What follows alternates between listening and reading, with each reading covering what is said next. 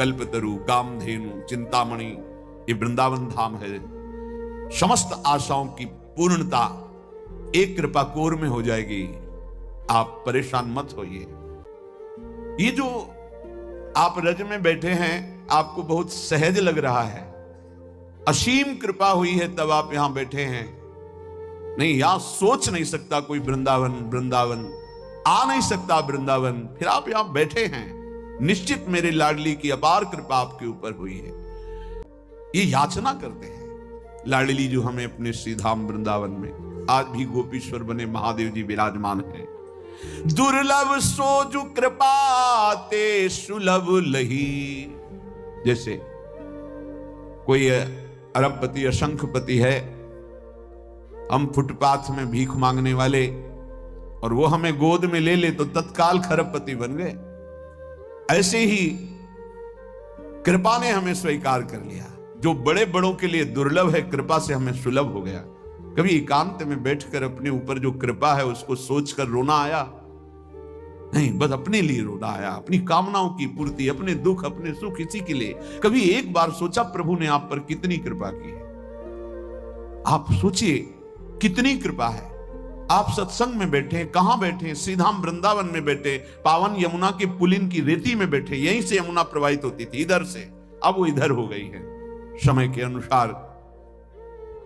कितनी कृपा हम पर है। बड़े बड़े महात्मा, ऋषि, मुनि जिस तप के द्वारा हरि को प्रसन्न करना चाहते हैं, वो हरि बिना किसी चाह के आपके पीछे डोलेंगे यदि राधा नाम आपकी जिह्वा पे चल रहा है। धन्य हो गया, धन्य हो गया, जन्म लेना धन्य हो गया। क्यों धन्य हो गया? एक बार वृंदावन आ गए हो, फिर संसार में लौट गए हो। राधा राधा जब कभी सुमिरन कर लिया है, पक्का यमराज जी की ताकत नहीं कि आपके सामने यमदूतों को भेज दें। श्रीपाद प्रबोधानंद जी ने वृंदावन महिमामृत में वर्णन किया है। एक पुष्प वृंदावन का सूंघ लिया है, एक बार वृंदावन की रज में आ गए हैं, भले आपके अंदर कोई श्रद्धा विश्वास नहीं है, एक बार यमुना के पावन जल का स्पर्श करते हुए वायु वृंदावन की रज को लेकर आपके ऊपर पड़ गई, अब आप कभी नरक नहीं जाएंगे। वृंदावन में आ गए, थोड़ा ऐसी जगह एकांत हुई जहां कोई दिखाई नहीं दे रहा, और चिल्ला कर रोए, राधा राधा, लाडली श्यामाजू, राधा राधा। गत्वा प्रोच्चैर निज दयित योर नाम जल्पन दश्रु।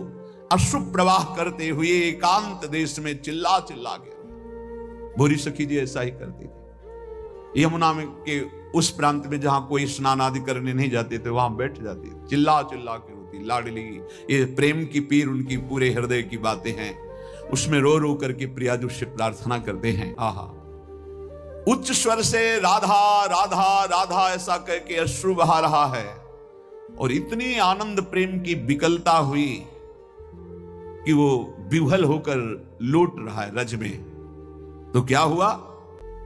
उठ, तू क्यों विकल होकर रो रहा है? दिव्य सौंदर्य की सीमा लाडली जो प्रकट हो गई। जो श्री हरि की ईश्वरी हैं, वृंदावनाधीश्वरी, वो दिव्य स्वरूप मृगनयनी श्री राधा प्रकट हो गई। उठ, क्यों विकल हो रहा है? मैं आ गई। ऐसा अमृतमय शब्द कब मैं सुनूंगी, ऐसा आश्वासन कब मैं पाऊंगी? श्रीपाद प्रार्थना कर रहे, ऐसा हो कि वृंदावन जो सबके लिए दुष्प्रवेश है, श्री जी की कृपा से यहां आना हो, और यहां एकांत में जाकर राधा राधा पुकार कर रोना हो। ऐसी विकलता आ जाए कि रज में लौटूं और पुकारूं। इतने में देखा कि श्री जी आ गई, और वो कह रही है, उठ देख मैं आ गई। क्यों तू विकल हो रहा है? क्या कभी ऐसा मेरे साथ होगा? श्रीपाद कह रहे, तो बोले, विहरते मत पृष्ठ वस्तुद्वयम। उनका संग करके इस वृंदावन में विहरते अचानक एक दिन घटना घटेगी और प्रिया प्रीतम के दर्शन हो जाएंगे, पक्का। बिल्कुल इसमें कोई कल्पना या संशय या तर्क की जरूरत नहीं है। ये उसी समय होगा जब आपका अहम श्री जी के चरणों में समर्पित हो जाएगा, और ये होता ही रसिकों के संग से। तिनकी संगति रहत जाति कुल मद सब नंसई, अहम गलित हो जाए। अगर ये तो वृंदावन प्रेम की बात है, कहीं भी नाम में प्रेम, श्री कृष्ण रूप में प्रेम, श्री कृष्ण लीला में प्रेम, इन तीन की बड़ी महिमा गाई गई है। भक्त चरण रज, भक्त चरणामृत और भक्त उच्छिष्ट।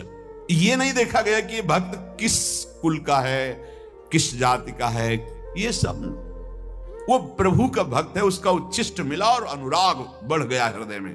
एक प्रसंग आता है, एक कालिदास नाम के महान भागवत का, जो भगवत प्रेमी महात्मा जन होते हैं, उनकी जाति पर दृष्टि रख लेने से अपराध लगता है, ये ध्यान रखने का विषय है। कभी भक्तों की जाति पर, वैसे प्रायः बहिर्मुख लोग इस बात पर ध्यान देते, वो कौन, वो अमुक कुल के, उच्च कुल यादम। भाई देखो, जंगहे लोहा में कोई भी ऐसी ताकत नहीं कि मुकुट बन के चमके। पारस मणि छू गया, अब आप उसे जंगहा लोहा नहीं कह सकते, वो लोहा स्वर्ण बन जाता है और वो मुकुट आदि प्रभु के आभूषणों के काम में आता है। ऐसे हम सब जंगहे लोहा हैं, चाहे जहां के हो, चाहे जो हो, कोई हो। हमारी गति मना खष्टानि इंद्रियाणि प्रकृतिस्थानि करसति। ये संत महापुरुषों का स्पर्श, संभाषण, उनका संग हमें कीमती बना दिया, हमें जगत मंगल करने वाला बना दिया, जगत मंगल करने वाला। देव भयमुद मंगलकारी, वो मंगलकारी। जैसे सहचरी भाव ही की प्राप्ति की बात नहीं, सहचरी भाव प्राप्त कराने वाले सामर्थ्य आ जाती चतुरासी जी गाने वाले को। भक्त पदरज, भक्त चरणामृत और भक्त उच्छिष्ट बड़े भाग्यशाली को मिलते हैं। त्रिभुवन में सबसे बड़ा भाग्यशाली कौन है? जिसे भक्तों का संग मिले। सुत दारा धन लक्ष्मी पापियों के घर होए, संत समागम हरि कथा तुलसी दुर्लभ दोए। बड़े भाग्यशाली जिनको संत चरण रज मिलती है और संत उच्छिष्ट मिलता है और संत चरणामृत मिलता है, उनके भाग्य की क्या सराहना। पर वो समझे, भगवत कृपा को समझे तो बहुत जल्दी लाभ मिल जाए। इन तीनों का बहुत बड़ा महात्मा है। कैसा भी नीच स्वभाव वाला क्यों न हो, यदि ये तीनों प्राप्त हो जाए तो तीनों गुणों पर विजय प्राप्त कर ले। सतोगुण, रजोगुण, तमोगुण, तीनों लोकों पर विजय प्राप्त कर ले। काम, क्रोध, लोभ, मोह, मद, मत्सर जो तीनों लोकों को प्राप्त कर रहे। भक्त चरण रज सेवी, भक्त चरणामृत पान करने वाला और भक्त उच्छिष्ट पाने वाला, इन तीनों पर विजय प्राप्त कर लेता है। इसमें साधन बल काम नहीं करता, तीनों गुणों पर विजय प्राप्त करने के लिए कृपा काम करे। इसीलिए मोक्ष मूलम गुरु कृपा। सचमुच सचमुच वो हरि के बड़े कृपा पात्र हैं, जिनको इन तीनों में श्रद्धा हो गई और तीनों ये जिनको प्राप्त होते हैं। जिनकी बुद्धि में संतों के प्रति हे भाव है, उनकी चरण रज में भाव नहीं, उनके उच्छिष्ट में भाव नहीं, उनके चरणामृत में भाव नहीं, उनकी तो यहां चर्चा ही नहीं है। भगवत स्वरूप, भगवत भक्तों की पद धूली उनके चिन्हों से उठाकर मस्तक पर जिसने लगा लिया, उसको वो प्रेम, वो सामर्थ्य प्राप्त होती है जो किसी साधन से नहीं मिलती है। जब हिरण्यकश्यप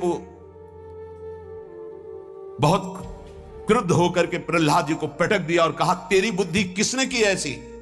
तो प्रहलाद जी ने जो उत्तर दिया बहुत समझने लायक है। उन्होंने कहा, त्रिभुवन पति पिता हिरण्यकश्यप को कहे, दैत्यराज, जिन्होंने सब कुछ श्री हरि के चरणों में समर्पित कर दिया है, अकिंचन है, हरि के सिवा जिनके हृदय में कहीं कोई आश्रय बल भरोसा नहीं है, ऐसे भक्त जनों की चरण रज सेवन करने से ऐसी मति होती है। ऐसी मति किसी के सिखाने पढ़ाने से नहीं होती, किसी साधना से नहीं होती। जो मेरी मति हुई है, ये मही असाम पाद रजोभिषेकम निष्किंचना नाम न व्रणीत यावत। अकिंचन उन्हें कहते हैं, चाहे वो चक्रवर्ती सम्राट ही क्यों न हो, भगवान के सिवा जिसका कोई आस बल भरोसा नहीं, वो अकिंचन कहा जाता है। अगर अपने एक लंगोटी और कमंडल में भी आ सकती है तो अकिंचन नहीं कहा जाएगा। केवल एक भरोसो, एक बल, एक आस विश्वास, उसी को अकिंचन कहते हैं। जो केवल प्रभु में ऐसे महापुरुषों की चरण रज से ऐसी मति होती है